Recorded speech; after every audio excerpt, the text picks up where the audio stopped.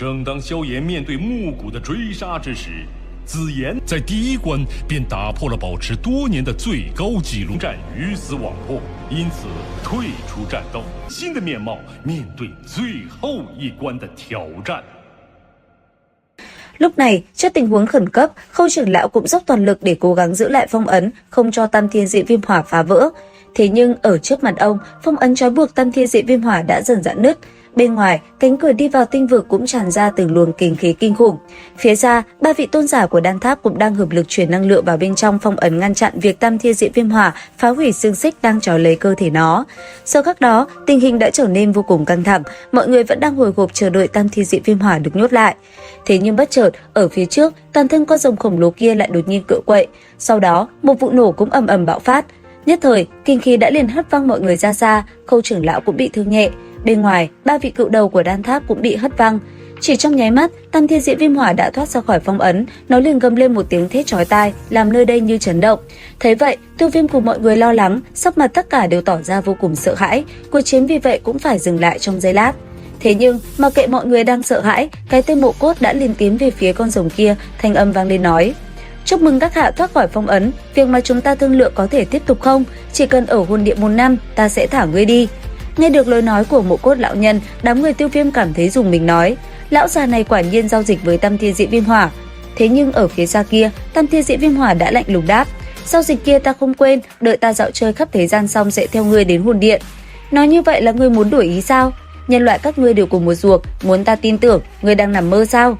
Nghe được lời này, sắc mặt Mộ Cốt lão nhân trầm xuống, còn phía xa, Tiêu Viêm cùng mọi người bây giờ mới thở phào. Thế nhưng rất nhanh, Mộ Cốt đã hướng về phía con rồng kia rồi đáp: "Đan tháp không thu thập được ngươi, nhưng hồn điện sẽ cho ngươi thấy thế nào là đau khổ." Nghe vậy, con rồng kia gầm lên, sau đó một cái đuôi khổng lồ xé rách không gian liền đập xuống đầu lão gia hỏa kia, khiến hắn ta bị chấn bay ra xa. Thế thế, Mộ Cốt gầm lên, trong tay lão ta, một tấm thẻ bài lập tức xuất hiện. Sau đó, bàn tay hắn ta liền bóp nát tấm thẻ bài trong tay, làm ánh đêm bạo phát.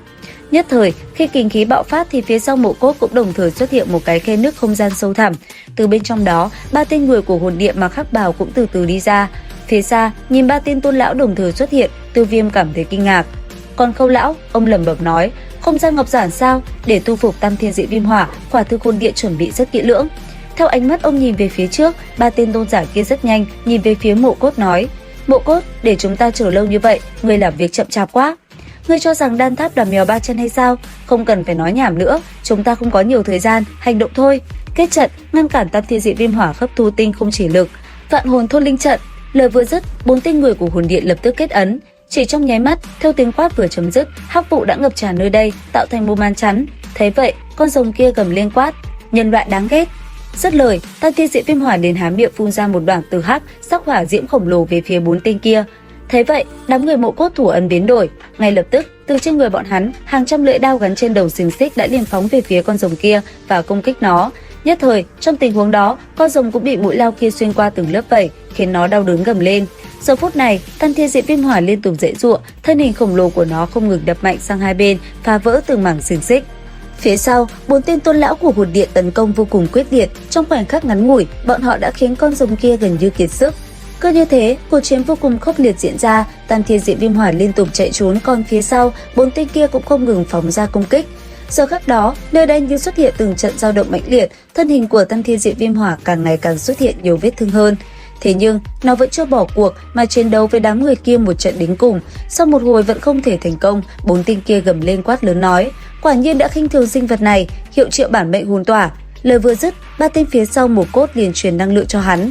Cũng từ đây, quanh cơ thể Mộ Cốt cũng liền biến đổi. Thấy vậy, Khâu lão nhẹ giọng nói: "Ngay cả bản mệnh hồn tỏa cũng dám xuất ra, 4 tên kia liều mạng rồi."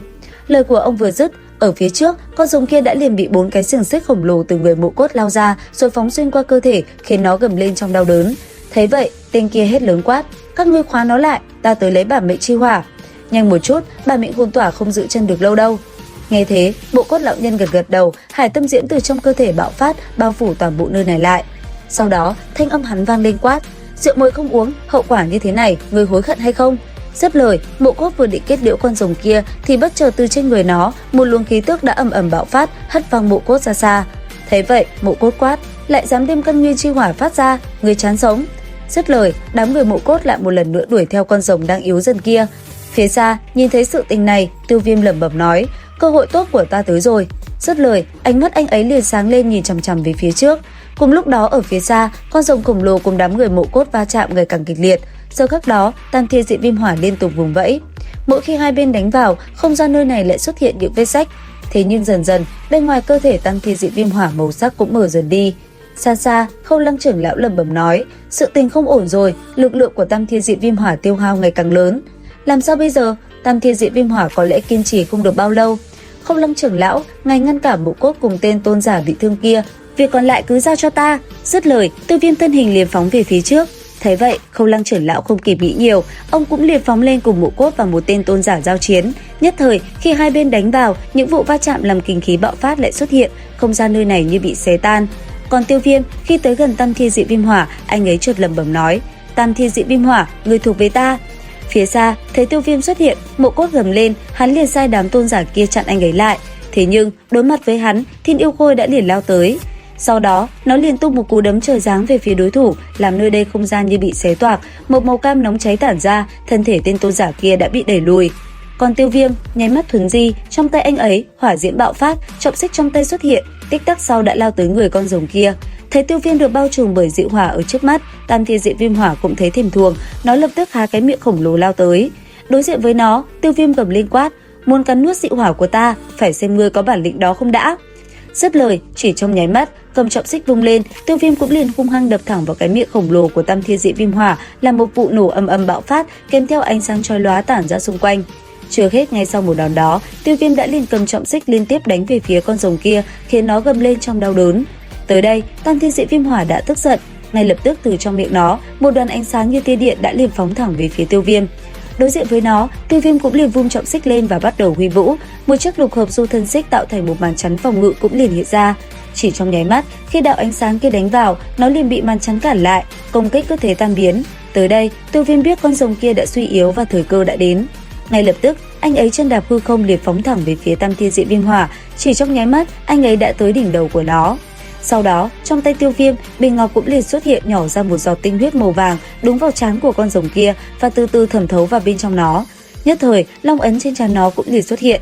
Thấy vậy, Tiêu Viêm vui mừng, đồng thời vào lúc đó, trên tay anh ấy, long ấn cũng sáng lên. Bất chợt trong khoảnh khắc ấy, Tiêu Viêm lại đột nhiên rơi vào trong không gian mơ hồ, tràn ngập ánh tím quỷ dị.